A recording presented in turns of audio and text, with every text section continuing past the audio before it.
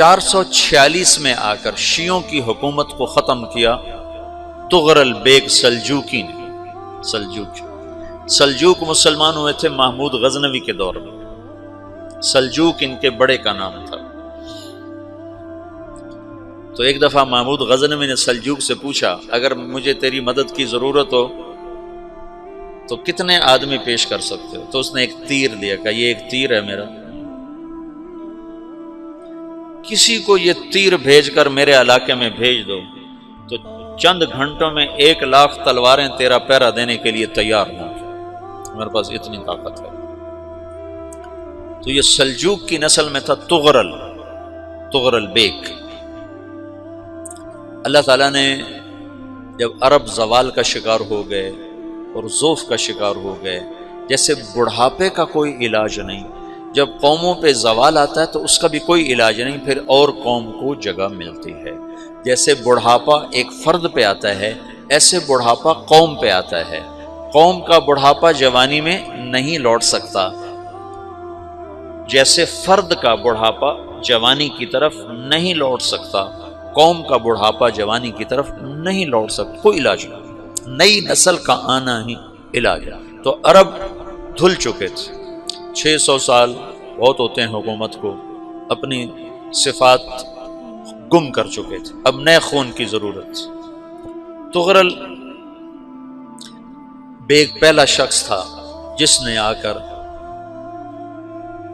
اہل سنت والجماعت کو استحکام بخشا، شیعوں کی حکومت کو ختم کیا، بغداد سے، شام سے، ان سارے علاقوں سے۔ صلاح الدین ایوبی نے اسماعیلی شیعہ کی حکومت کو ختم کیا، مصر۔ العاضد ان کا آخری خلیفہ تھا۔ صلاح الدین ایوبی نور الدین زنگی رحمۃ اللہ علیہ کا پروردہ تھا، اس کا دوست تھا، اس کے دوست بھی تھا، بچہ بھی تھا اس کے سامنے، زیادہ لکھنے پڑھنے کا شوق تھا۔ پھر اللہ تعالیٰ نے اس سے کام لیا اور اس کو مصر کا گورنر بنا کے بھیجا، مصر کی مدد کے لیے بھیجا۔ تو وہاں اس نے صلاح الدین ایوبی نے وہاں ختم کیا، تغرل بیگ نے یہاں ختم کیا۔ تو پھر سلجوک جو تھے نا یہ اقتدار میں آئے، ادھر ختم ہو گئی سلطنت بنو عباس کی، مصر ایک چھوٹی سی ترکوں کی سلطنت۔ تو اللہ تعالیٰ پھر مرکزیت کے لیے ایک نظام چلائے، دو لشکر آپس میں لڑ رہے ہیں ایک میدان میں، ایک جنگلی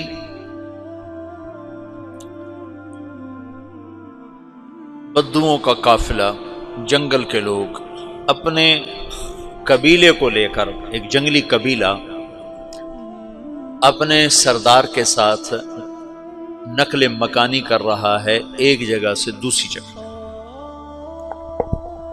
اللہ کا نظام کہ یہ لوگ چلتے چلتے چلتے اس وادی میں پہنچ گئے جہاں جنگ ہو رہی ہے، دو لشکر آپس میں لڑ رہے ہیں۔ جب یہ وہاں پہنچتے ہیں تو ایک لشکر کے قدم اکھڑ رہے ہیں اور دوسرا غالب آ رہا ہے۔ ان کو نہیں پتا شکست کھانے والے کون ہیں اور فتح پانے والے کون ہیں، ان کو نہیں پتا۔ اس جنگلی قبیلے کے سردار کا نام بھی تغرل ہے، تغرل۔ تو یہ سردار کہتا ہے جو شکست کھا رہے ہیں ان کی مدد کرو، کچھ پتہ نہیں کون ہے، کہتا جو شکست کھا رہے ہیں ان کی مدد کرو۔ تو 400 وحشی جنگلیوں نے فاتح لشکر کے پیچھے حملہ کر دیا۔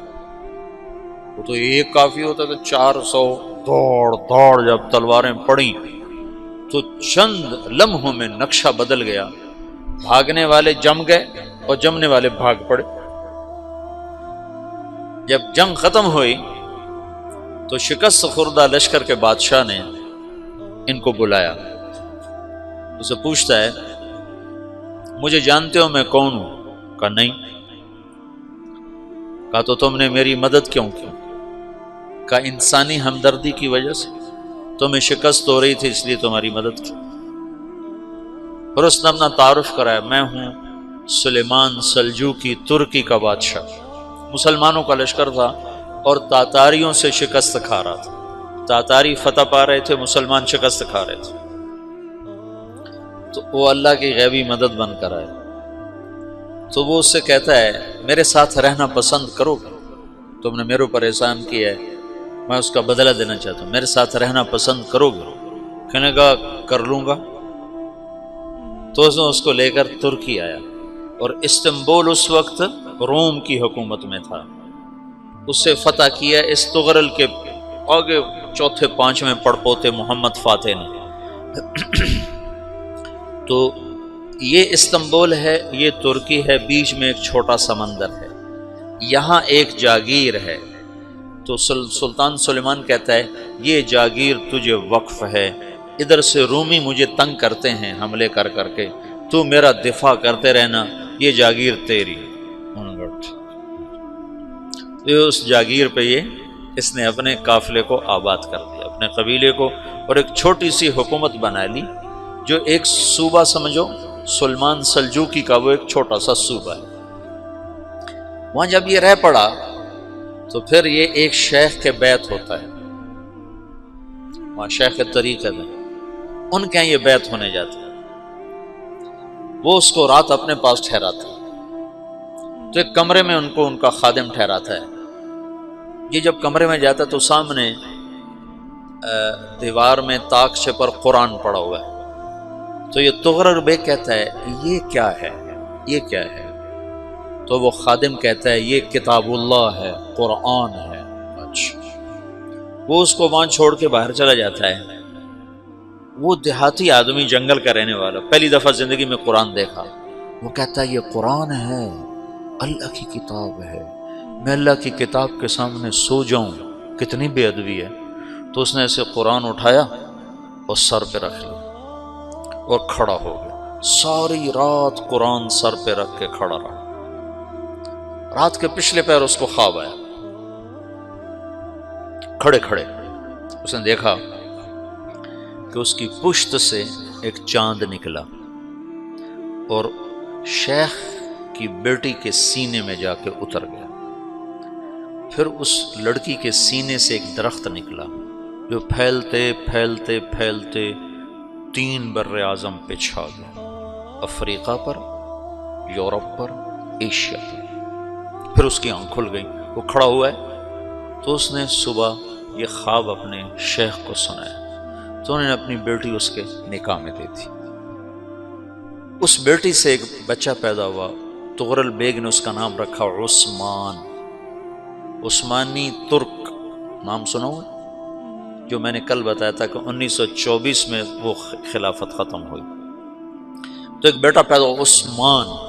عثمان نے پھر ایک نئی اسلامی حکومت کی بنیاد رکھی جو 1924 تک چلتی رہی، کوئی 800 سال یہ حکومت چلی۔ تو حکومت کا شیرازہ بکھرا، لیکن پھر جڑ جاتا تھا، پر وہ قرن اول والا جوڑ کبھی نہ پیدا ہوا، ٹکڑے بن گئے۔ ان ٹکڑوں میں اللہ لوگ پیدا کرتا رہا جو دعوت دیتے رہے، دعوت زندہ رہی۔ جو تربیت کا نظام تصوف کے ساتھ تھا، اب وہ تبلیغ کے ساتھ۔